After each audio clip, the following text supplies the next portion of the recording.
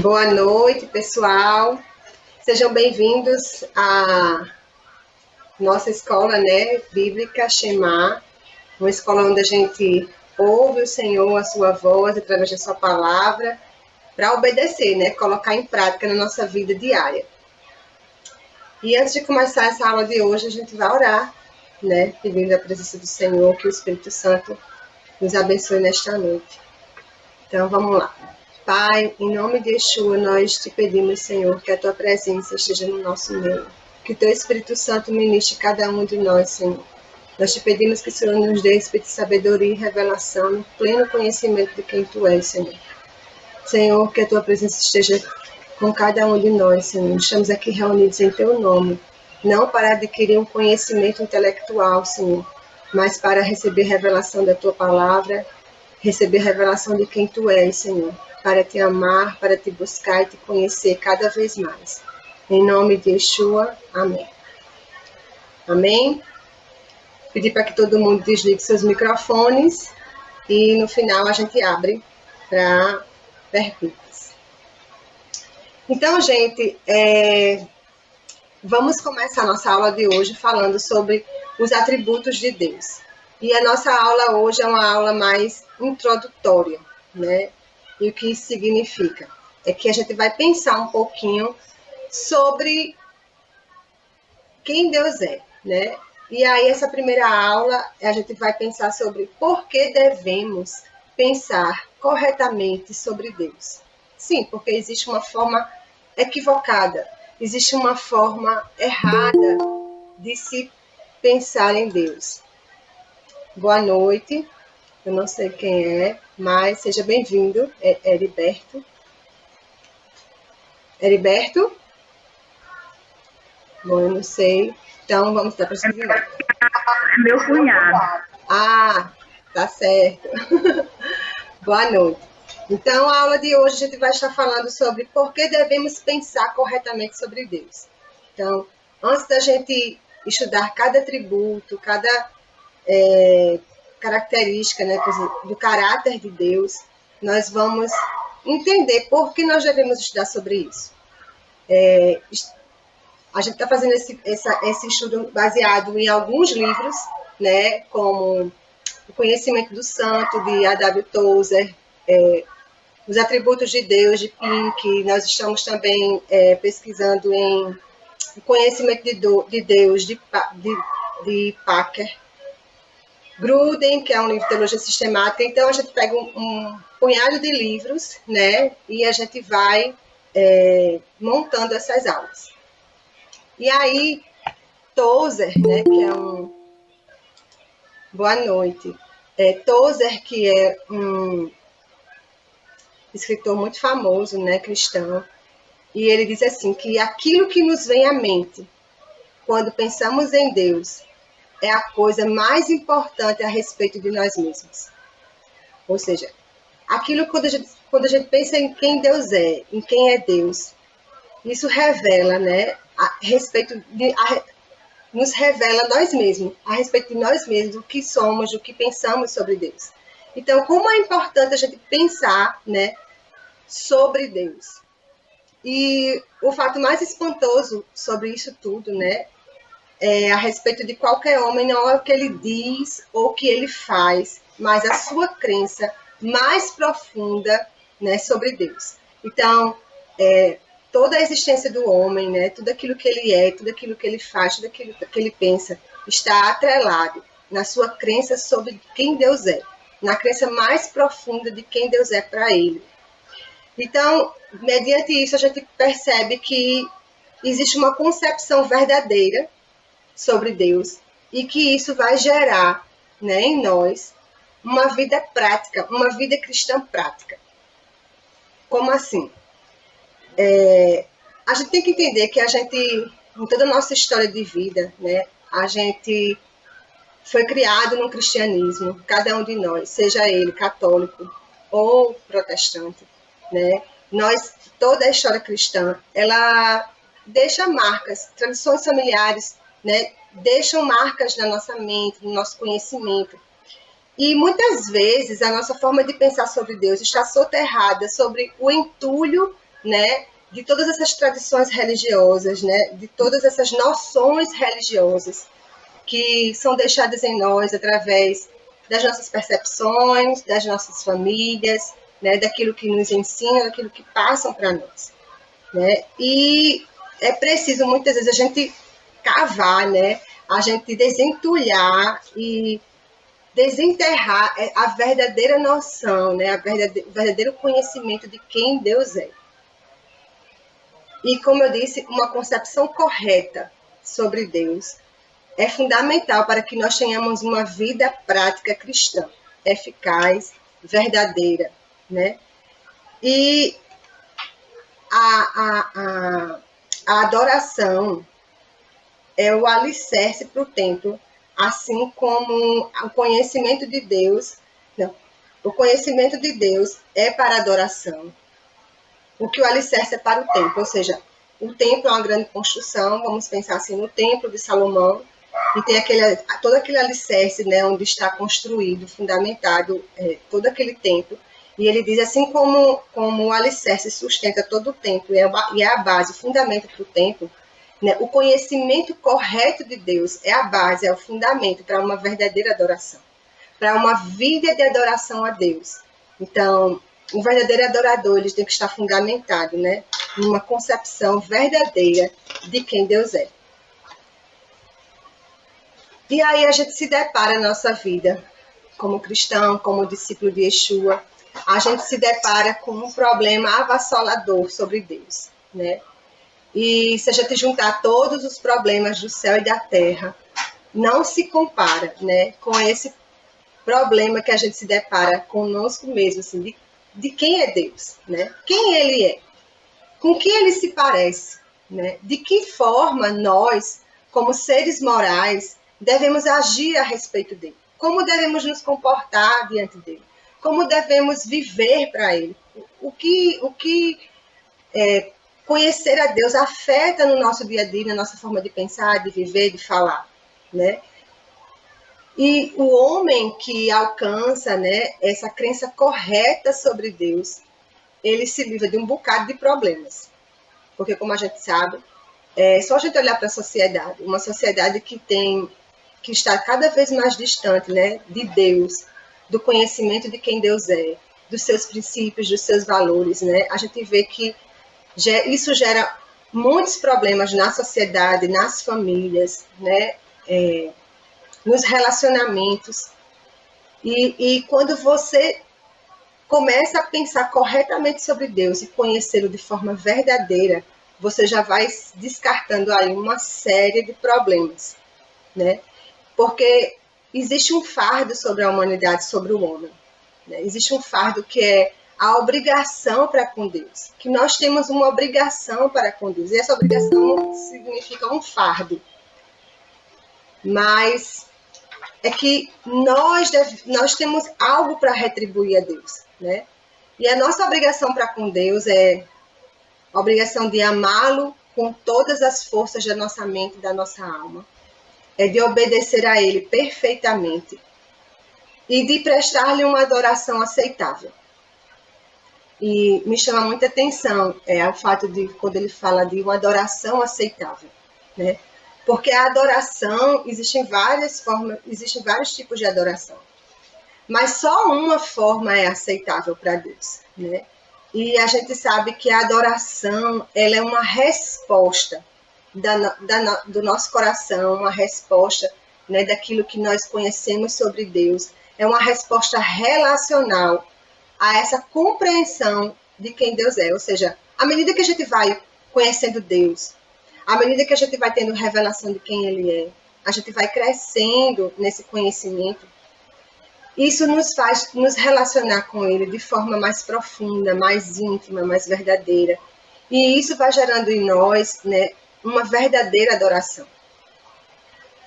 E é interessante que em João 4, no capítulo 4, no versículo 2, né, quando Jesus se depara, né, com aquela mulher que está no poço samaritana, e eles ficam dizendo, né, que os samaritanos adoram neste monte, mas os judeus adoram em outro monte. E aí Jesus olha para ela e diz: vocês adoram o que não conhecem. E os samaritanos, eles eram um povo que tinha uma ascendência de judeus, assim, mas eles se misturaram com as nações e se perderam muito, mas tinha essa essência, né, ainda do Deus de Israel. E ele dizia: vocês adoram o que não conhecem. Eles se distanciaram muito de Deus, então eles perderam muitas verdades das escrituras, de tudo. E aí ele disse: vocês adoram o que não conhecem. Nós adoramos o que conhecemos, porque a salvação vem dos judeus. Então, é muito interessante que a gente pode adorar o que não conhece e achar que está adorando de forma aceitável, né? E esse estudo, né, sobre os atributos de Deus, o conhecimento de quem Deus é exatamente para gerar dentro de nós, né, uma verdadeira adoração. E aí, esse fardo, né, esse fardo que ele fala assim, de que você tem que dar uma resposta a Deus, né, amando, obedecendo, adorando, ele é aliviado, né, esse peso é aliviado em nós quando nós conhecemos o Evangelho, quando nós conhecemos as boas novas da salvação, quando nós fazemos uma aliança com o Senhor e nós nascemos de novo, quando o Espírito Santo vem habitar em nós, né, tudo isso é transformado, porque sem o Espírito Santo é difícil você ter um entendimento correto de quem Deus é. Porque o Evangelho, ele vai trocar cinzas por beleza. Ele vai tirar o espírito de opressão por vestes de louvor, né? Essa mensagem das boas novas da salvação, ela abre a nossa mente, né? Quando nós nascemos de novo, quando nós somos cheios do Espírito Santo, a nossa mente ela é aberta, o nosso entendimento ele é transformado, né? Eu me lembro que no caminho de Emaús, quando aqueles 2 discípulos da morte, da crucificação de Jesus, os 2 discípulos foram embora de Jerusalém e Jesus se encontra com ele no caminho. E ali, em Lucas 24, 45, diz que Jesus começou a falar sobre as Escrituras. E aí diz: então lhes abriu o entendimento para compreender as Escrituras. Então, o Espírito Santo, Jesus, ele abre o nosso entendimento, né? O relacionamento com Jesus, o nosso entendimento é aberto para entender as Escrituras e para começar a obter um conhecimento correto sobre Deus. E aí a gente percebe que todos nós, né, na nossa vida com Deus, no começo da nossa vida, ou até mesmo agora, ainda temos algumas visões muito rasteiras, né, sobre quem Deus é.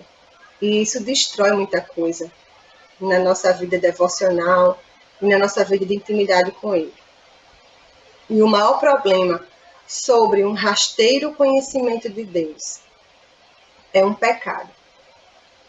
Porque esse conhecimento rasteiro, superficial, ele gera o pecado da idolatria. Gente, é tão forte isso, porque eu, quando estava estudando essas coisas, né, essa mensagem foi muito impactante para mim, porque eu descobri questões que até então eu não tinha parado para pensar.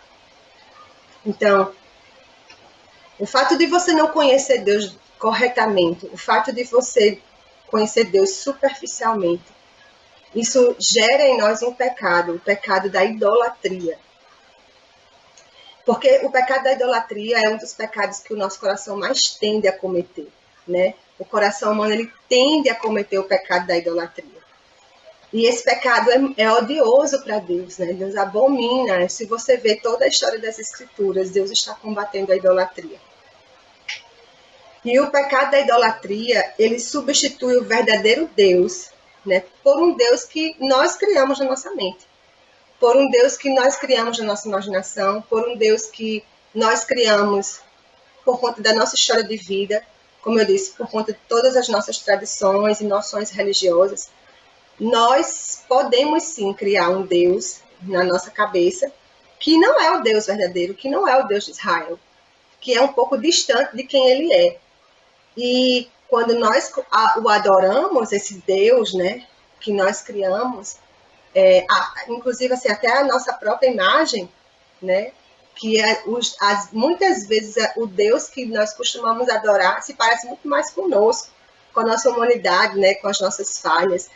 E isso interfere no nosso relacionamento com ele.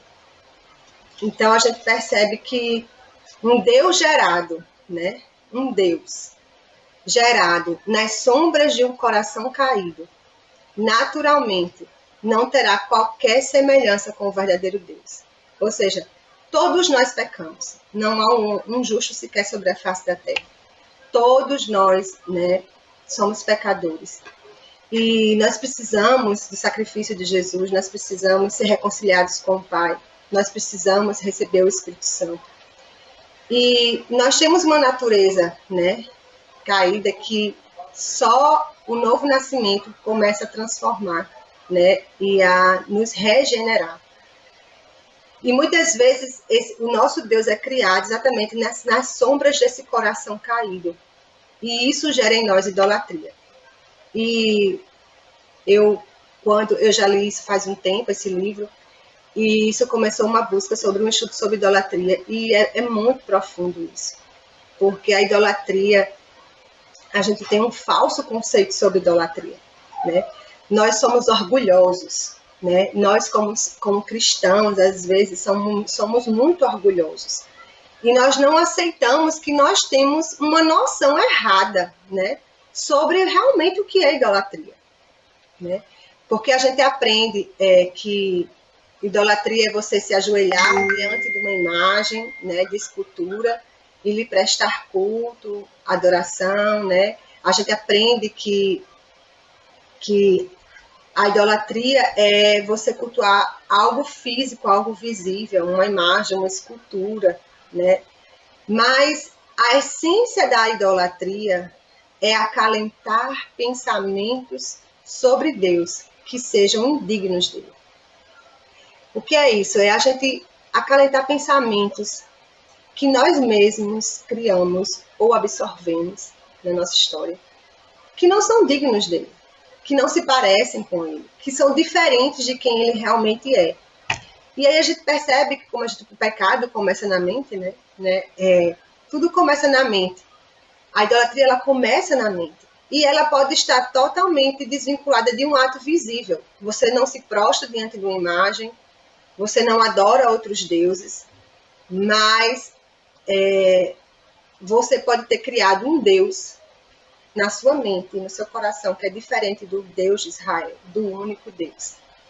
E isso pode gerar dentro de você o pecado da idolatria. Tozer diz que a idolatria tem a ver com imagens, né? E biblicamente nós aprendemos que não devemos criar imagens para adorar, né? A gente vê que está nos 10 mandamentos, que a gente não deve fazer imagens de escultura, nem prestar-lhe culto, né? Nem adorá-las. Mas a questão é, o que forma a imagem? Ele faz essa pergunta, né? O que é que forma a imagem? Tozer diz que o problema é a imagem. Mas o que é que forma a imagem? A imaginação. Então, a forma como você imagina Deus vai definir se o fruto da sua adoração é uma idolatria ou uma verdadeira adoração. Isso é muito sério, gente. Aquilo de que eu e você imaginamos sobre Deus, sobre quem Ele é, define se a adoração que eu presto a Ele é verdadeira ou não. E a gente precisa entender que a nossa adoração, ela está limitada ao conhecimento de Deus. É a partir do momento que nós começamos a conhecer Deus. Gente, conhecer que eu falo, não é o conhecimento apenas intelectual. Não é o conhecimento apenas conceitual. Conhecimento, essa palavra conhecimento na Bíblia, ela fala sobre relacionamento, né? A gente, assim, que Adão conheceu Eva, né? Então, assim, se deu a conhecer, houve uma relação de intimidade, né? podendo até ser, às vezes, relacionados ao ato sexual. Então, esse conhecimento, esse conhecer é conhecer alguém profundamente, intimamente, né? Verdadeiramente. Então, a nossa adoração, ela está limitada sobre aquilo que conhecemos sobre Deus. Quanto menos conhecemos sobre Deus, né, a nossa adoração pode ser aceitável ou não. Quanto mais nós conhecemos a Deus, mais a nossa adoração é aceitável, verdadeira, genuína. E o conhecimento de Deus, ela não vai estar atrelada só à nossa adoração, mas também à nossa vida em santidade.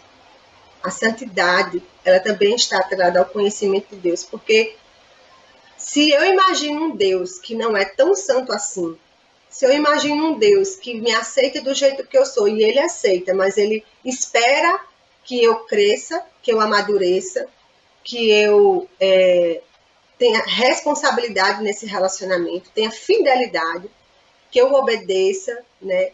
E esse conhecimento, se eu imagino um Deus que não é tão severo assim, que é só amor, que é só perdão, eu vou levar uma vida, eu vou viver uma vida, né, que pode não agradar a Deus, né? Então, eu posso levar uma vida que não é de santidade, que não glorifica o Senhor, né? Então, conhecer Deus, e eu quero deixar claro para vocês que tudo que eu estou explanando aqui, que eu estou tentando passar para vocês com muita, assim, temor no meu coração, porque eu também estou buscando conhecer a Deus, né? Eu também estou nessa busca de conhecê-lo verdadeiramente. E eu acho que quando a gente chegar num ponto da nossa vida que a gente achar que já conhece Deus, né, é melhor a gente retroceder, se arrepender e voltar nessa busca de conhecer, porque a gente vai conhecer o Senhor até que Ele volte. E esse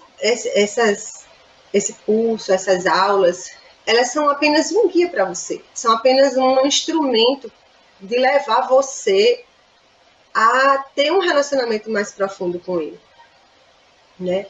E o Senhor, em 1 João, no capítulo 5, no versículo 21, ele diz: filhinhos, cuidado com os ídolos. Então, ele nos adverte, ele nos chama a atenção para termos cuidado com os ídolos. E, como eu falei, idolatria, não são apenas imagens, né? Nós podemos idolatrar a nossa própria tradição religiosa. A gente pode idolatrar o nosso sacerdote, né? A gente pode idolatrar a nossa família, o nosso marido, os nossos filhos. Então, tudo isso é idolatria, né? E a gente precisa quebrar esse entendimento de que por exemplo, eu não sei se aqui tem algum católico, mas com todo respeito, né? As pessoas, os evangélicos costumam dizer que muitos católicos são idólatras, mas eu quero dizer que muitos evangélicos também são, porque idolatria vai além daquilo que a gente pensa que é, como eu disse, né? Que a gente pode ter uma noção errônea e a gente tem um orgulho de dizer, não, isso não é, mas a gente precisa conhecer a verdade, e a verdade vai nos libertar de todos esses entendimentos equivocados. E o Senhor nos adverte, filhinhos, cuidado com os ídolos. Então, conhecer Deus, essa busca de conhecer Deus, vai nos libertar também dos nossos ídolos, que porventura tenhamos, né? E aí a gente percebe que hoje a igreja ela está em declínio. E a igreja começa a entrar em declínio quando ela começa a abandonar a sua opinião elevada sobre Deus. A opinião elevada sobre Deus é que ele é alto, ele é o Altíssimo, né? Que a nossa mente humana, a gente não consegue, né, conhecê-lo. Ele diz assim que a profundidade, né, da sabedoria e do entendimento de Deus. Então, é muito alto, é muito profundo, é muito largo. Deus é grande, né? E a gente precisa entender que ele é elevado. E quando a igreja começa a abandonar essa opinião elevada de quem Deus é, porque a nossa tendência, né, por nosso conhecimento superficial e rasteiro sobre ele, tenta trazê-lo ele para o nosso nível, para que a gente possa se relacionar com ele, mas ele é elevado, ele é o Altíssimo, ele está nos altos céus, ele é alto e sublime. Então, o nosso pensamento sobre ele, o nosso entendimento sobre ele também deve ser elevado. Então, a igreja ela tem uma relevância nesses dias, né? Ela tem uma relevância de purificar e elevar, né, o seu conceito de Deus. A gente vê que nas igrejas a gente fala sobre Deus, a gente prega o evangelho, fala muitas coisas, mas ensinar sobre essas coisas a gente talvez não seja tão comum, né? E isso traz maturidade espiritual, isso traz crescimento, a gente ter essa noção e esse entendimento de quem Deus é. Então, nós temos vamos dizer assim, nós somos relevantes nesses dias como igreja para purificar e elevar o conceito de Deus, até que este se torne digno do Altíssimo e digno da própria igreja, né? Conhecer Deus deveria ser a prioridade de todas as nossas orações e de todas as nossas obras. O maior serviço que a igreja pode prestar hoje, né, para a próxima geração, é transmitir esse nobre conceito de Deus, de quem Ele é.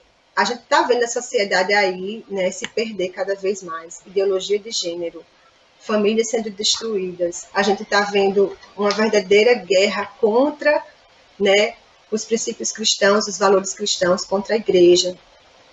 A gente já pode ver hoje cristãos sendo perseguidos, sendo martirizados. E a gente percebe que cada vez mais a sociedade vai avançando, se modernizando, né, em tecnologia, em relacionamentos, em tantas coisas. E a gente precisa entender que, à medida que essas coisas avançam,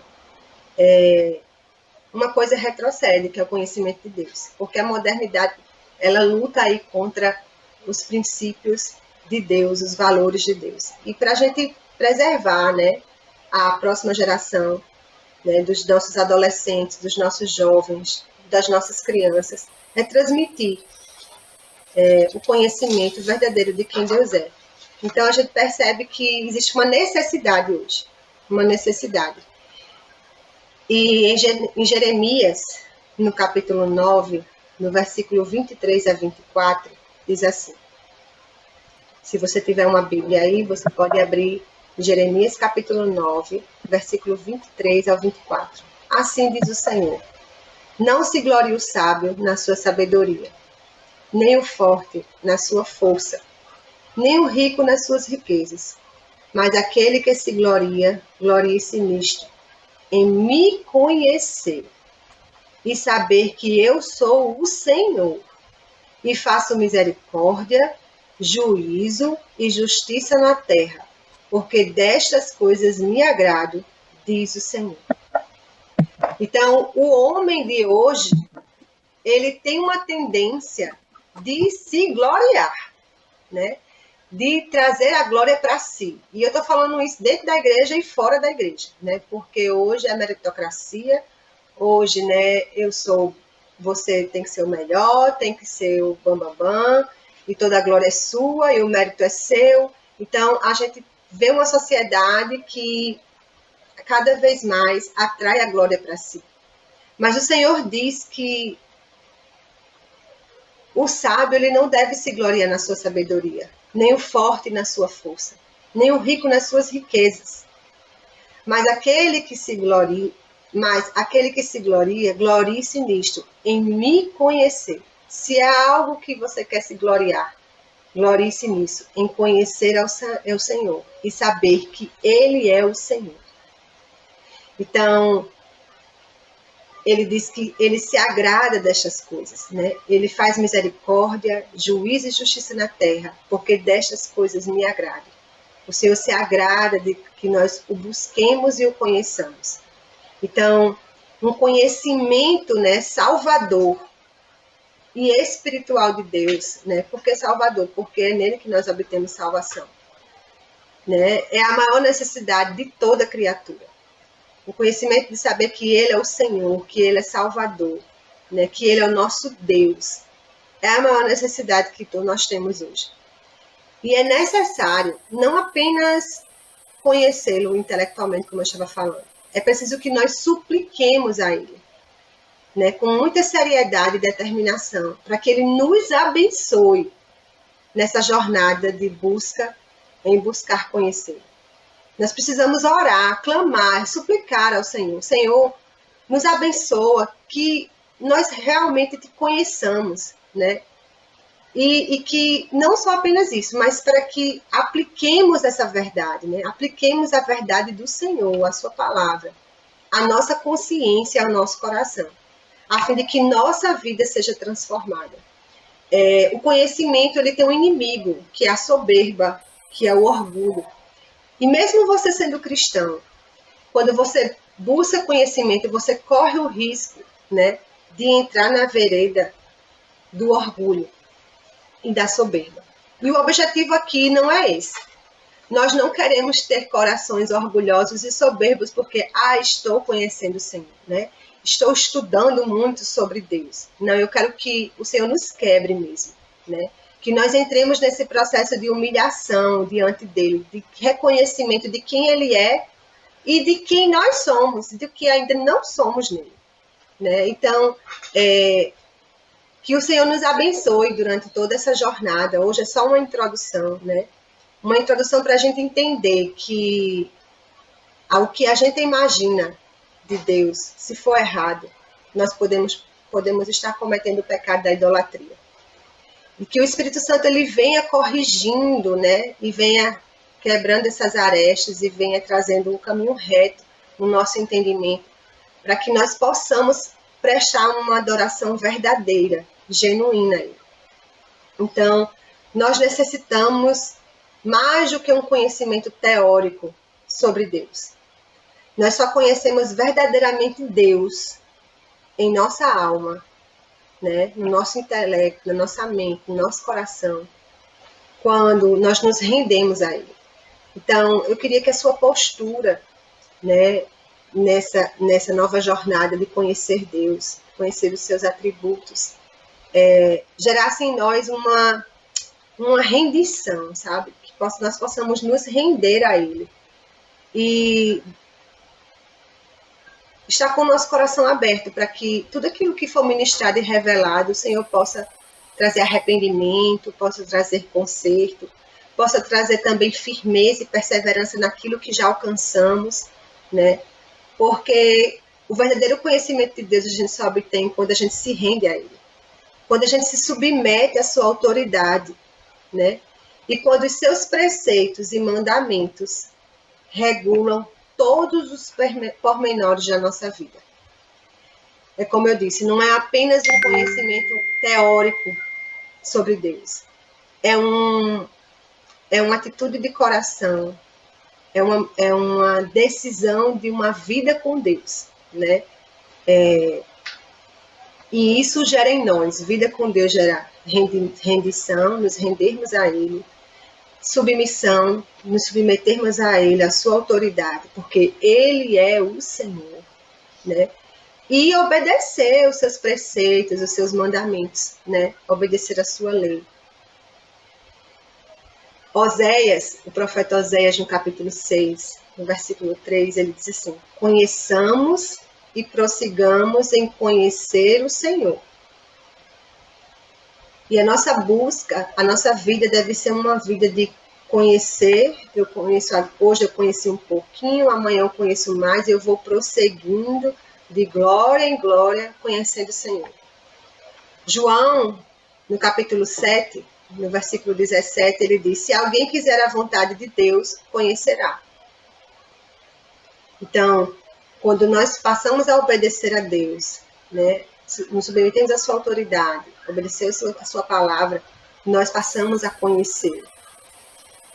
E o profeta Daniel, né, no capítulo 11, no versículo 32, ele diz: o povo que conhece o seu Deus se tornará forte e ativo, né?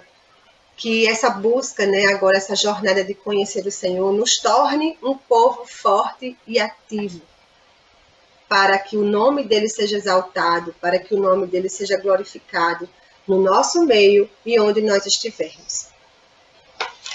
Então, essa introdução de hoje fala exatamente sobre